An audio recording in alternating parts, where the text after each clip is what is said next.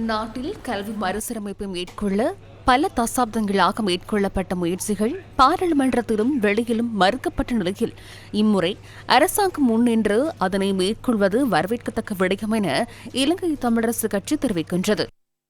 இந்த நாட்டில் பாரிய கல்வி சீர்திருத்தம் செய்யப்பட வேண்டும் என்பது அனைவராலும் ஏற்றுக்கொள்ளப்பட்ட ஒரு விடயம். ஏற்கனவே எங்களிடத்தில் இருக்கிற கல்வி முறைமை என்பது மிகவும் பழமை வாழ்ந்தது. நாட்டிலே முன்னெடுக்கப்படுகிற பலவிதமான பிரச்சனைகளுக்கு அது அடிப்படை காரணமாகவும் அமைந்தது. சீர்திருத்தம் செய்யப்பட வேண்டும் என்பதற்காக பல தசாப்தங்களாக பல முயற்சிகள் நாடாளுமன்றத்திலும் வெளியிலும் எடுக்கப்பட்டிருக்கிறது. இந்த தடவை முன்னின்று அரசாங்கம் செய்வது வரவேற்கத்தக்க ஒரு விடயம். இருக்கிற விடயங்கள் என்னவென்று இப்பொழுதுதான் எங்களுக்கு தெரிய வருகிறது. ஆகவே உள்ளடக்கம் சம்பந்தமான விடயத்திலே நாங்கள் ஆராய்ந்து எங்களுடைய கருத்தை சொல்லுவோம். ஒட்டுமொத்தமாக பார்க்கிற போது அந்த முறைமை, கற்பிக்கிற முறைமை மாற்றப்படுவதை நாங்கள் வெகுவாக வரவேற்கிறோம். மலையக ஊழியர் சங்கத்தின் பொதுச் செயலாளர் கண்மணி சிவனேசன் ஊடக சந்திப்பு ஒன்றை இன்று ஏற்பாடு செய்திருந்தார். உலகத்தினுடைய கல்வி வளர்ச்சி என்பது எங்களால் தொட்டு பார்க்க முடியாத அளவுக்கு, நினைத்து பார்க்க முடியாத அளவுக்கு உயர்ந்திருக்கிறது.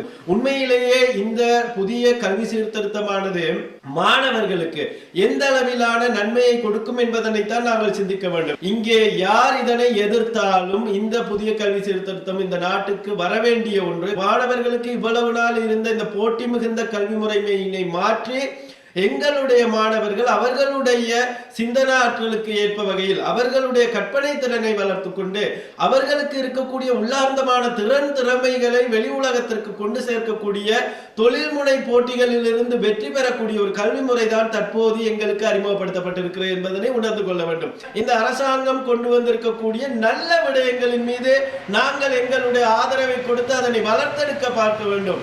ஏனைய நாடுகளிலே அரசாங்கம் எது என்பது முக்கியமல்ல.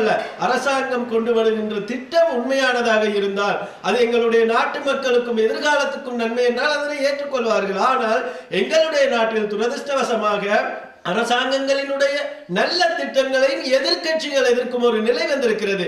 இவ்வாறு இருந்தால் ஆளும் கட்சியையே விரட்டியடித்த எங்களுடைய மக்களுக்கு எதிர்கட்சிகளை விரட்டியடிப்பதற்கு வெகு நேரம் போகாது.